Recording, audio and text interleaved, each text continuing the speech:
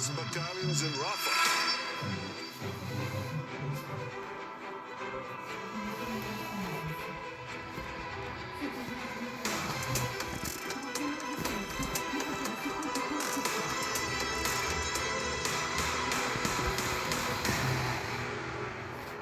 Welcome to the Frontline YouTube channel for the latest news and updates from the Middle East. Don't forget to support Israel in this difficult struggle by liking our video and subscribing to our channel. Tensions in the Middle East continue to rise with each new day. Israel is performing at a high level in this struggle against its enemies. The tensions between Israel and the aggressor groups are moving step by step towards a bigger war. Israel's clashes with Hezbollah turned into a catastrophe this morning. Hezbollah has suffered so many casualties that it is scared out of its wits. Hezbollah fired more than 20 rockets from Lebanon into northern Israel in the early hours of the morning. The Lebanon branch of the Hezbollah terror group launched a barrage of dozens of rockets at northern Israel on Monday morning, as skirmishes on the border persisted amid the war in the Gaza Strip. In a statement, the Gaza-based Hezbollah said it had launched a volley of rockets from Lebanon at an army base near the northern city of Kiryat Shmona. According to the Israel Defense Forces, some 20 rockets had crossed the border in the attack. Most of the projectiles were intercepted by the Iron Dome air defense system, while the others apparently struck open areas, it said.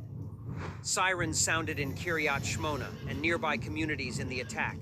No damage or injuries were reported.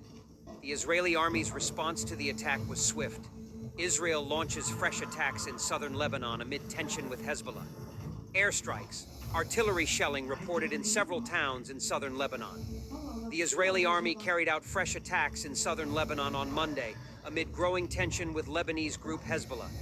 Israeli artillery shelled the towns of Aita ash-Shab, Alma ash-Shab, and Nakura, Lebanon's state-run national news agency reported. Israeli airstrikes were also reported in the border towns of Tyre Harfa, Maroun al-Ras, Nakura, and Blat, amid reports of damage to properties and infrastructure.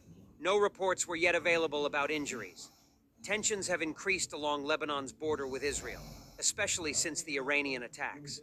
The clashes were the deadliest between the two sides since Israel and Hezbollah fought a full-scale war in 2006. According to local residents, Israel has struck Hezbollah camps with F-35 jets. Large explosions were reported in the area, and flames were seen rising from some buildings. According to local Lebanese sources, Hezbollah militants' arsenals and shelter camps were badly damaged in the airstrikes. The Israeli army is determined to clear Hezbollah from the Lebanese border and secure the region. Another important development, Israel threatened to topple Assad regime if Syria gets involved in Gaza war. Unnamed Western diplomat says Damascus avoiding getting embroiled in war after warning from Jerusalem. Notes balancing act between Syria's allegiances to both Russia and Iran.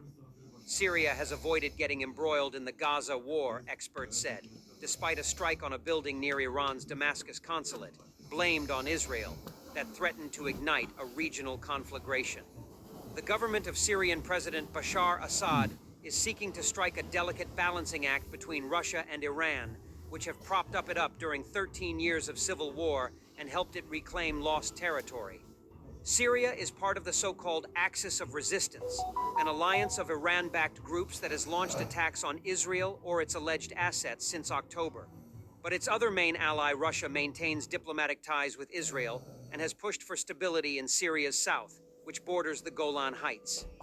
The Israelis clearly warned Assad that if Syria was used against them, they would destroy his regime, said a Western diplomat who requested anonymity because he is not allowed to speak to the media.